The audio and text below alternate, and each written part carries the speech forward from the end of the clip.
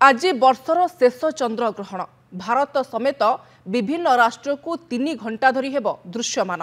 राति 9:57:22 रु ग्रहण स्पर्श हेबा सह राति 1:27:17 3.5 घंटा पर सर्वमोक्ष हेब।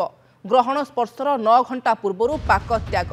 दिबा 12:57:22 रु पाक त्याग सह देवनीति को निषेध करा जायछि।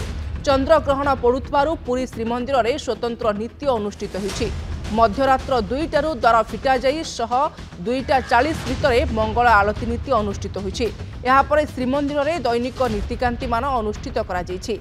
आज दिन 12:30 सुधा समस्त नीतिकांति अनुष्ठित हेबा सह भक्त माने भितरकाठ निकटरू दर्शन करिसेंति।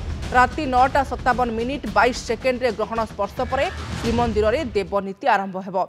महाप्रभु मानकर ग्रहण महास्नान और ग्रहण भोगनीति कराई अन्यान्य नीति अनुष्ठित हेब। एही ग्रहण वृष, मिथुन, कर्कट, सिंह, कुंभ, तुला, मकर एवं मीन राशि को शुभ फल प्रदान करने सहित दीर्घ दिनरू बाकी रही कार्य पूरण हेब। तेबे मेष, कन्या, तुला, बिछा और धनु राशि रे चंद्र शुभ होई नथिबा कारणरू सेमाने सतर्कता अवलंबन करने सह चंद्र ग्रहण ठारू दूरे रहिबाकू परामर्श दैछंती ज्योतिर्विद। गर्भवती माने ए चंद्र ग्रहण रे निजको दूरे रखिबाकू परामर्श दैछंती ज्योतिर्विद। संतानर मंगल पाई कोଳରେ नड़िया रखी विष्णु को आराधना करने सह दान धर्म कले मंगल हेब बोली कुहा जायछि।